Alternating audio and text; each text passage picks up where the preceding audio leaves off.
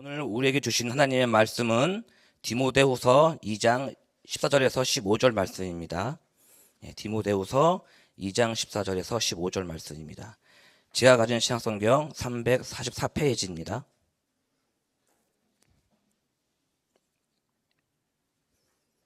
다 함께 읽겠습니다.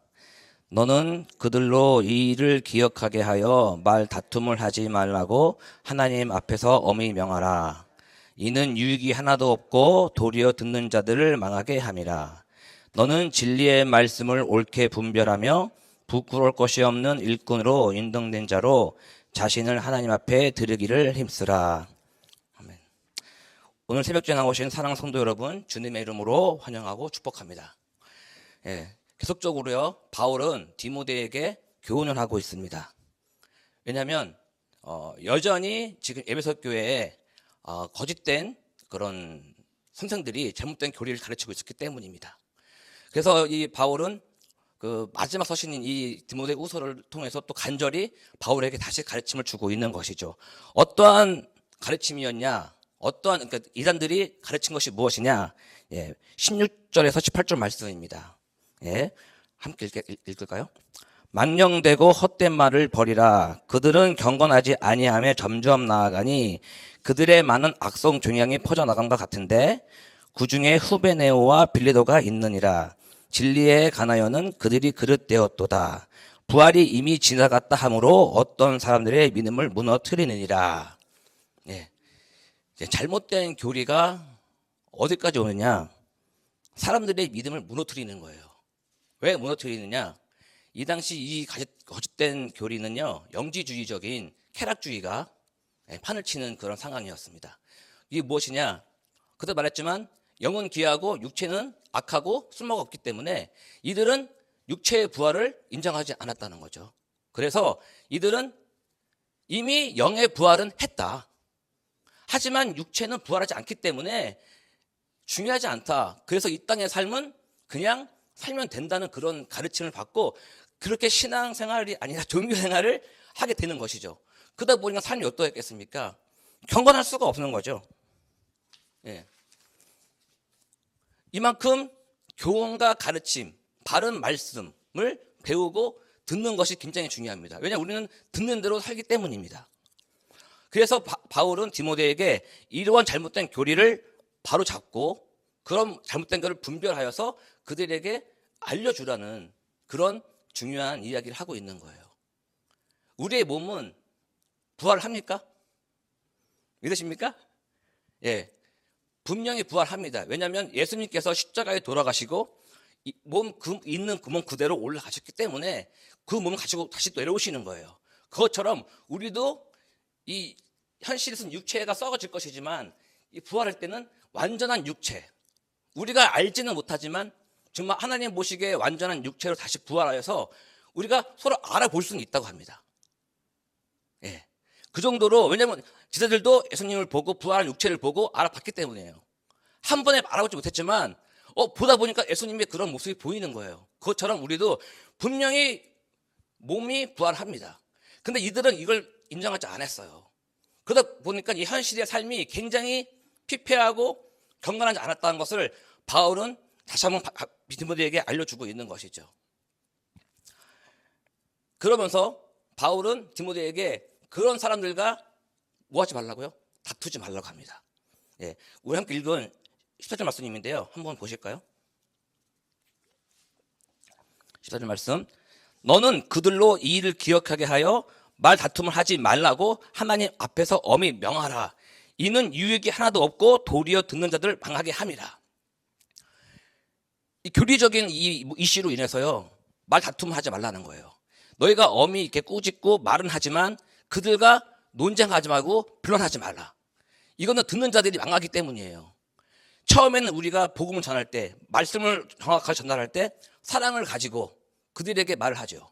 하다 보면 이들이 그 말에 대해서 변증을 하고 뭔가 반박을 할 때 그때는 우리가 사랑이 없어지고 내가 드러나게 돼 있어요. 나의 논리와 내가 가지고 있는 지식이 옳다는 것을 주입시키기 위해서 그들을 파괴시키는 거예요. 이건 아니에요. 바울은 이걸 지금 얘기하고 있는 거예요.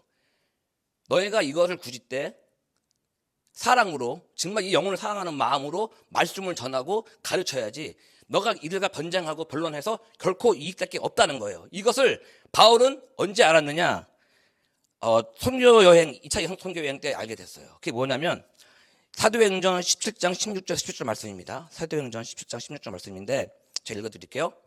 바울이 아덴에서 그들을 기다리다가 그 성에 우상이 가득한 것을 보고 마음이 격분하여, 우상을 보고 얘가 흥분한 거예요.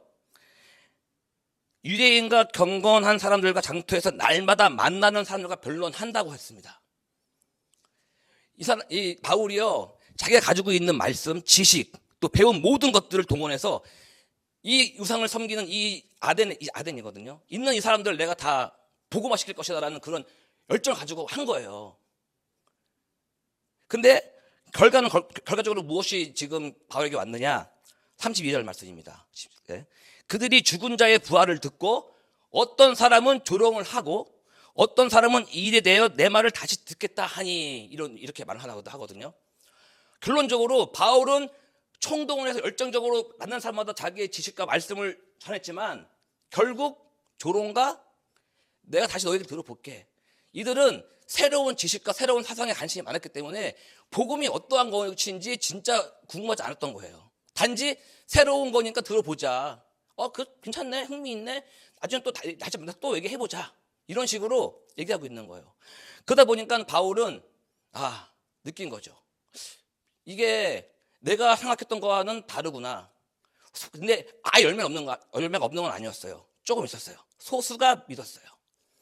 하지만 바울이 열정적으로 자기의 그런 격분하는 마음으로 했지만 그만큼의 결과는 없었던 거예요. 그래서 디모데에게 말하고 있는 거예요. 다툼하지 말고 변론하지 말고 그래봤자 도움될 것이 없다. 듣는 사람들만 헷갈리고 흔들릴 뿐이다. 그러니까는 말다툼하지 마라. 엄히 명하는 거거든요. 네, 본문으로 들어와서요. 디모데후서 2장 19절 말씀입니다. 보실까요? 그러나 하나님의 견고한 터는 섰으니 인침이 있어 일렀으되 주께서 자기 백성을 아신다 하며 또 주의 이름을 부르는 자마다 불의에서 떠날지어다 하였느니라. 아멘. 다툼을 하지 않아도 되는 이유가 무엇이냐? 하나님의 견고한 터는 섰으니까요. 인침이 있다고 그랬습니다. 이미 하나님의 인침이 있는 백성들이 교회에 있고 하나님이 보호하고 있기 때문에 우리가 생각으로 막 뭘 해보려고 할 필요가 없다는 거예요. 하나님이 바울도 이걸 알고 있었기 때문에 디모데에게 말하고 있는 거거든요. 하나님이 지키고 있는 교회는 하나님이 지키신다. 하나님이 가르친다. 하나님이 이끌어 가신다. 주께서 자기 백성을 아신다 하며 또 주의 이름을 부르는 자마다 불의에서 떠나게 할 거다. 하나님이 하신다는 거예요. 그러니까 우리는 그냥 사랑하는 마음으로, 아끼는 마음으로, 영혼을 정말 긍휼히 여기는 마음으로 말씀을 전하고 또 진리를 또 배우는 거예요. 그렇게 해야 되는 것입니다. 우리가 어떻게 해보려고 하면 안 되는 걸 한 번 더 이 바울은 디모데에게 알려주고 있는 것이거든요. 그러면서 바울은 이 큰 집에 있는 그릇의 비유를 말하고 있죠. 이 보시면은 20절 맞습니다. 큰 집에는 금그릇과 은그릇뿐 아니라 나무그릇과 질그릇도 있어 귀하게 쓰는 것도 있고 천하게 쓰는 것도 있나니, 이러면서 큰 집의 비유를 합니다. 큰 집은요, 하나님이 견고한 터를 쓴 이 교회에 많은 그릇들이 있다는 거예요. 이거 많이 아실 거예요. 하나님이 쓰시고자 하는 많은 그릇들은 하나님이 바라보고 있는 영혼들, 사람들이거든요. 그럼 어떤 그릇을 쓰느냐? 이 본문 문맥을 따라서 생각해 보면 잘못된 교리가 들어가 있지 않은 자, 깨끗한 자입니다. 불순물이 없는 그릇이에요. 깨끗한 그릇. 그래서 거기에 담아서 하나님이 쓰시고자 하는 거거든요. 그거를 디모데에게 어떻게 표현하냐면요, 22절 말씀입니다. 22절 말씀. 또한 너는 정년의 총욕을 피하고 주를 깨끗한 마음으로 부르는 자들과 함께 의와 믿음과 사랑과 화평을 따르라. 어리석고 무식한 변호를 버리라. 이에서 다툼이 있는 줄 압니다. 네. 우리는 올바른 교리와 올바른 말씀 위에 항상 하나님 앞에 서야 됩니다. 더욱 몸부림쳐야 됩니다. 이 지금 잘못된 이 사람들은요, 영이 부활했어. 육체는 막 살아도 돼. 그거에 대한 죄책감이 없는 거예요. 꺼리낌이 없는 거예요. 막 사는 겁니다. 하지만 올바른 교류에 있는 사람들은 우리의 몸이 뭐예요? 하나님 성전인 걸 알고 있기 때문에 거룩하게 지켜야 되는 것이죠. 그래서 우리가 삶이 뭔가 경건하지 않으면 하나님 앞에 십자가 앞에 나와서 나의 죄를 고백하고 나의 죄를 시사들로 고백하고 회개하는 그런 삶을 살아야 되는 것이죠. 그럴 때 하나님께서 우리를 쓰시는 거예요. 그런 그릇을 쓰는 것입니다. 이 디모데는요 청년이었어요. 젊었기 때문에 바울은 불안했던 거예요. 바울이 젊으니까 있지 않겠습니까? 혈기가 있지 않겠습니까? 정욕이. 그러니까 지금 이 육체 정욕을 따라가려고 하는 이 사람들을 안에서 거룩함을 지키라고, 그렇지 않은 사람들과 어울리라고 지금 당부하고 있는 겁니다. 잘못된 교리를 가르치고 전하는 자에게는 우리가 온유함으로 지적해주고 하나님께 맡겨야 되는 것입니다. 25절 26절 말씀입니다. 25절 26절 말씀.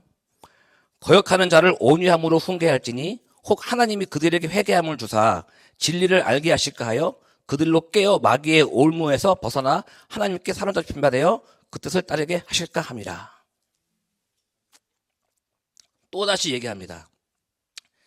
너가 육체적 욕을 피하고 의와 화평과 사랑과 믿음이 있어야 되지만 결국에는 하나님께서 그들에게 회개함을 주신다는 거예요. 우리가 주는 게 아닙니다. 우리는 단지 말씀을 선포하고 그런 삶을 살아가는 것이죠. 그래야 우리의 말씀이, 우리의 전하는 그런 복음이 능력이 있겠죠. 주사 진리를 알게 하실까 하며 그들로 깨어 마귀의 올무에서 벗어나 하나님께 사로잡힌 바 되어 그 뜻을 따르게 하실까 함이라. 우리가 하는 게 아니라 하나님께서 하시는 것입니다. 그래서 우리는 더욱더 기도를 해야 됩니다. 바울은 다시 한번 우리가 같이 신앙생활하고 잘못된 길을 가고 있는 사람들에게 사랑으로 권면하고 보살피지만 다투지 말라고 합니다. 정말 우리는 같은 이 교회 안에서 생활하면서 사랑으로 보듬어가고 부족한 것이 있으면 내가 채워가고 서로 이렇게 사랑으로 보듬어가는 공동체가 되어야겠습니다. 이렇게 귀하고 거룩한 교회를 하나님께서 누구를 통해서 일하실까요? 어떤 사람들을 일꾼으로 사용하실까요? 말씀을 정리하겠습니다. 진리의 말씀을 온전하게 알고 분별하며 합평한 사람을 쓰시는 줄 믿습니다. 그 말씀을 온전히 삶으로 살아내어 하나님께 언제나 영광 돌리는 겸손한 사람인 줄 믿습니다. 저희 뉴욕 십자가 교회가요 그런 교회 되기를 진심으로 예수님의 이름으로 기도합니다. 예, 기도하시겠습니다. 하나님 아버지, 저희에게 온전한 말씀을 믿게 하여 주신 은혜에 감사를 드립니다. 더욱 말씀을 알아 하나님의 거룩하고 깨끗한 그릇이 되어 부끄러울 것이 없는 일꾼이 되길 원합니다. 분쟁보다는 화평케 하는 자가 되게 하여 주시옵소서. 내 삶의 복음의 사랑에 넘쳐나는 은혜를 부어 주시옵소서. 하나님의 뜻을 구하는 겸손한 하나님의 일꾼으로 인도하여 주시길 원하오며 예수님의 이름으로 기도합니다. 아멘.